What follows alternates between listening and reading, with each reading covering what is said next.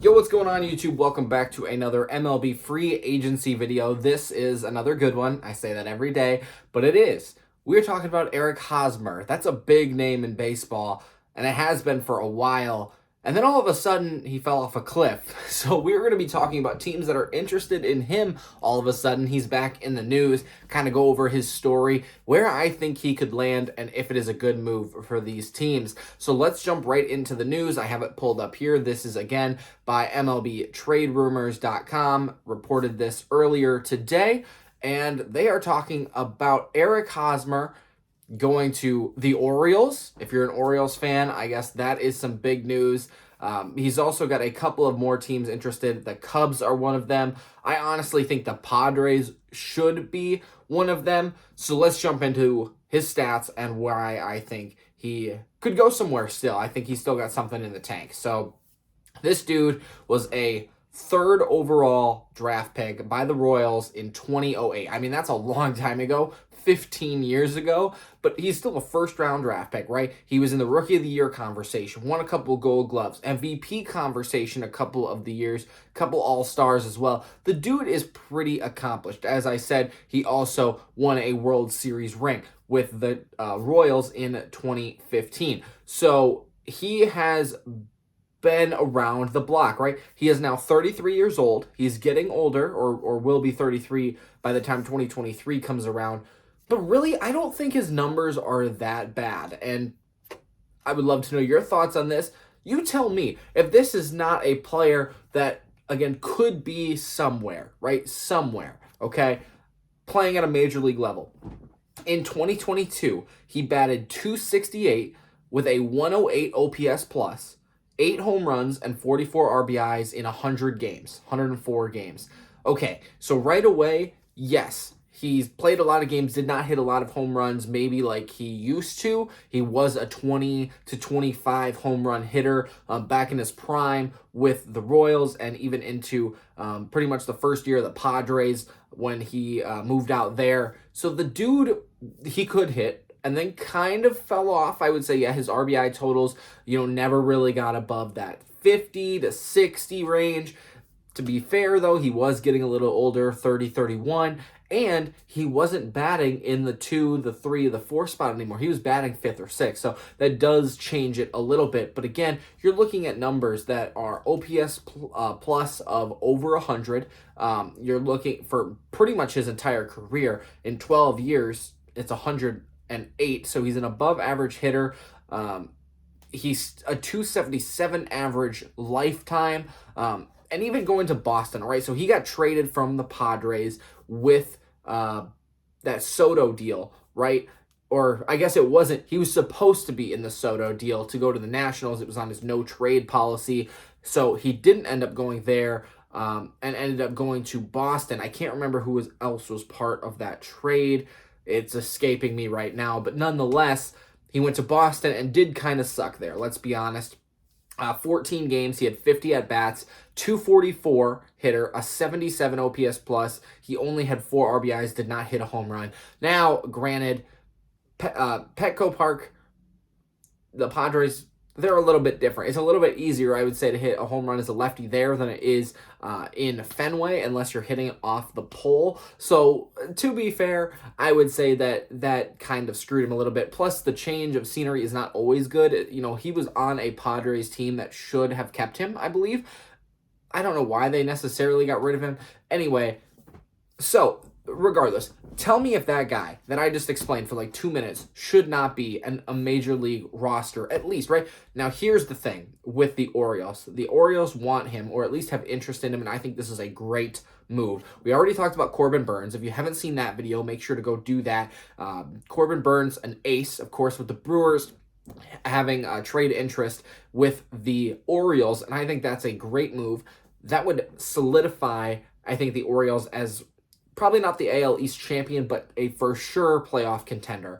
And I think that if they go ahead and do that trade, everything else kind of just falls into place. They make some trades at the deadline. They go out and pick up another free agent or two, whatever. Maybe you go get Profar. We talked about all these guys yesterday. You go get one more guy, 2 more guys.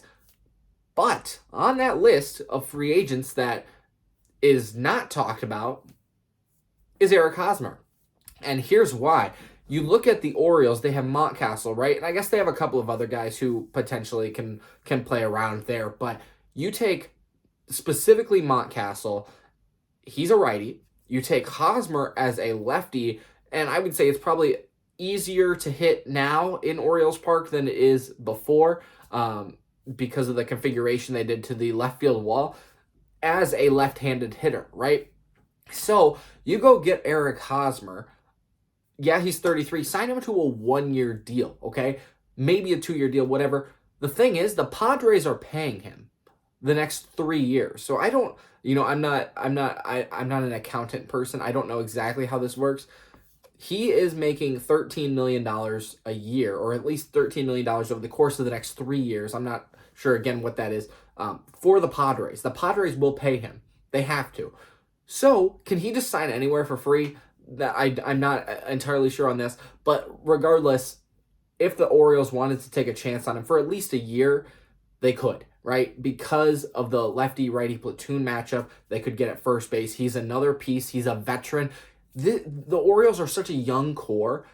Why wouldn't they take a chance and go get Hosmer, right?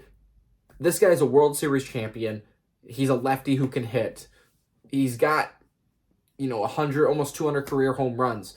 The dude is a player, and it's a bad luck in Boston. I don't think he should have ever been traded from the Padres anyways, but I digress. The Cubs are an interesting story. Let me know if you want to see him on the Padres, or the Orioles, by the way, if you're an Orioles fan.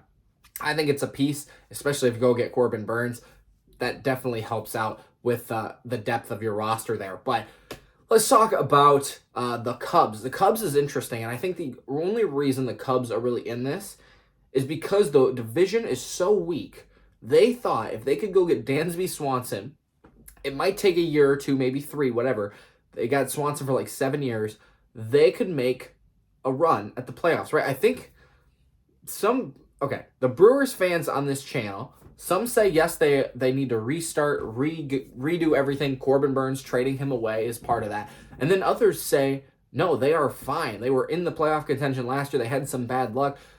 And the Cardinals, right, they are probably not going to be as good as they were last year, especially with Albert Pujols and Yadier Molina not being part of that team anymore. And the luck that Albert Pujols had in that last stretch of games, like, they are probably not going to be the same team.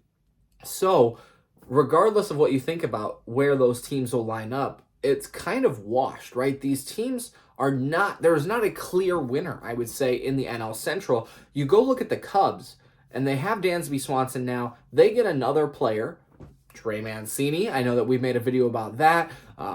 If they go get Eric Hosmer, they add 2 to 3 of these pieces. Yeah, a little bit older guys. Yeah, there might be some diamonds in the rough, but they have potential. They have experience. They have a young squad. The Orioles, a young squad. This guy, Eric Hosmer, can make an impact there. If not on the baseball field, at least in the clubhouse training, helping these guys get acclimated to the MLB level. I think that is a solid pickup either place, really, but I think it makes more sense to go to the Orioles.